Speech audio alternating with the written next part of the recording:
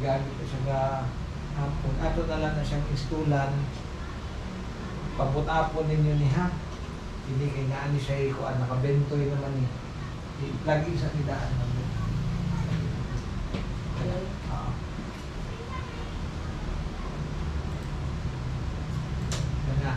Kunya, i-click ninyo sa restart, sir. I-click ninyo sa restart.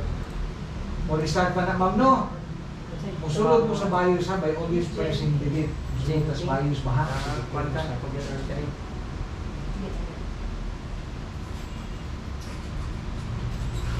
Gano'n sa inyong party, ma'am? Muna. Muna. Oh, mayo. Pero they always delete if magsunod ka sa BIOS na depende sa board, di ba? Yes, depende sa board. Kaya kay ano lang sa Delman. May F2 na, may delete, may F10 na naman. Depende. Ay, Asus mo ni. Asus ang board. Delete siya. Ma'am, di ba muli yung mouse, di ba? So, ito, ano siya, ha?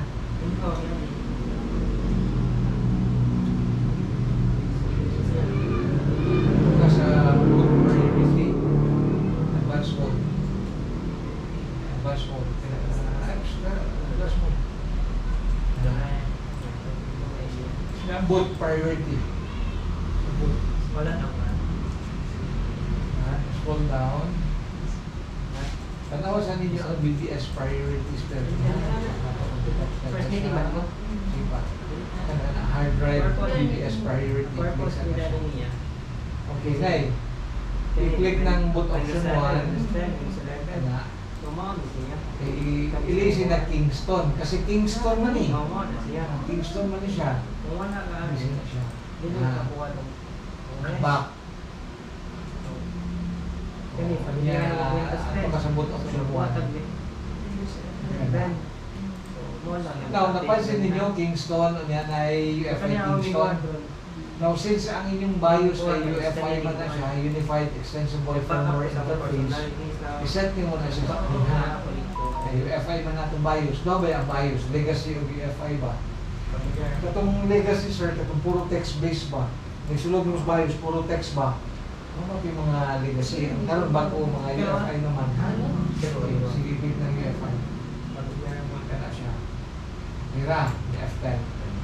Can you see yours? Yeah, yes.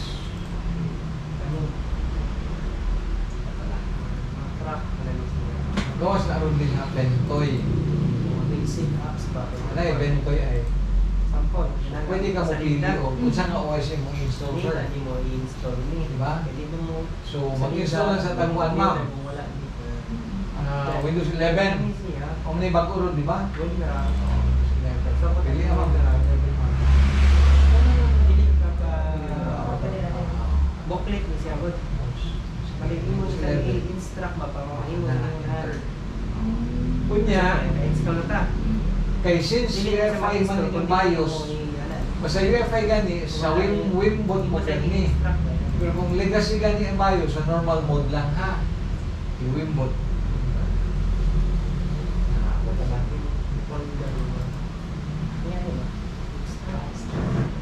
Para magawas mo siya. Yung extra na mabuntang siya. Once running na niya itong OS ko, once running na niya itong OS, mag-install na mahuman gani, maghimo para ma-familiarize ninyo sa paghimo sa inyong flash drive room na mahimo siya. Installer ba? Installer na OS gani. Pareha niya mo teach para ranking. Okay, usa ka nga public pang private na school. Sa Christian. Asa ka? Sa Cordon ba? Cordon ba? One college? Oo. Ano yung tawag ba nga graduate sa Cordon ba Public College? Yung mga nakasunod. Nasa ikawan ba nga graduate ito? Nasa ikaw? Oo. Di ba sir, kung mag-aging switch mo sa kung IP no? Pag-switch? Oo. Dili. May. Pastor lang ka sa switch. Ano mo siya kung ano yung IP? Kung sa ngayon, nag-graduate. Kung ano yan eh. Kung ano Pag-uto simple sila, lang. kaya pag ano, nakapasar. PC. Switch. Ano ka? Model ka may mag-set up sa kanan IP. So, IP kung mag Kung mo din siya i-dynamic, Dili. mag-dynamic ka diri, mag-dynamic, mag-obtain ka ba? Mag-obtain. Mag-obtain Hindi may ka. assign. Dili, mag-obtain. Mangayo kang IP ba? Ang mga tag IP aning imong from PC1 to PC6 si modem. Automatic siya. Si modem man ang imong DHCP server. DHCP server. Pero kung ingani ang imong implementation, mag-connection na siya. Ingani, nag-request ang imong mga PC ani, si router ang muwatagan ang ikaw ha. Okay. Sir, mag-clean install ta sir ha? Clean install ba? Ibig sabihin, i-delete ka ng partition ha? I-delete mo. Delete. Okay. Hindi, nag-copy pa doon. Sige na. Okay na sa partition 1. Sinilisa na siya. Okay, so 320 man ni siya, 320 gig ang inyong hard disk. 320 based on face case pa. So physical din ako, yung mga tanaw physically, 320 mo na siya. 320, so basta nga na gani, tagailag 100 gig ang imong drive C. 100 gig. Pero depende na sa user yapon, gusto nimo tungaon na siya pwede. Pwede naman 32 Diba? or 64. Tagay ma'am, 100 gig ma'am, click new. Yung ako lang. Tagailag 100,000. Okay, 100,000 MB, that's equivalent to 100 gig ha? 100 gig, then apply. Then click OK. Sa ka o kung balik tayo 100. Ang 100,000 MB, equivalent to 100 gig na siya. So in this case, ang imong partition, ang inyong partition 3, ang imong mo na yung drive C. Kinang partition 1 na partition 2, mga reserve na siya. So, dili na siya 1. Kunya ka ng unallocated space, mo na i-allocate ninyo sa drive D para mo na inyong backup drive ba. Okay, highlight na siya, please. Ikaw, kapag ako na niya para Apply na lang, remaining naman na, dili na siya ginawa ng reason ha? Apply na lang. So, gawas na ang partition 4 mo na yung drive D.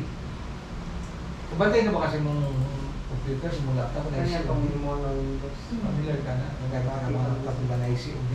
Diba na IC OD? Ang sini mo, ang sini mo na inyong system drive din na inyong pang-install ang inyong OS, inyong mga applications. Kanang drive D, ginagamit na siya for backup. Yung mga JPEG, yung mga documents, Excel files, dapat din na siya more sign back. And then always install OS yun. Always install OS on partition 3. Highly recommended na siya ha. Nato yung nag-ask last time, sir, what if kung next na ako na sir na naka-highlight ang partition 4? O, ma-install niya po na. Ma-install niya po na yung OS. Nasa drive D. Dili pa na siya normal. No, dili siya normal ba? So, mo na po itong i-process na po. Balik ma. That's all partition 3. Okay, and then next.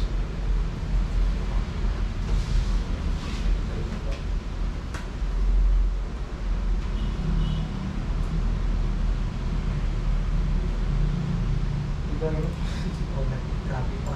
So, ang SDI yan eh, yan na lang. Kunya na lang SDI. Ay, bukat man to. Oo. Balik sir ka Ako na lang copy. Ang sa overview gid ang servicing. Computer system servicing. Ang sa overview. Hardware, software, o networking. Ah, Hardware, software.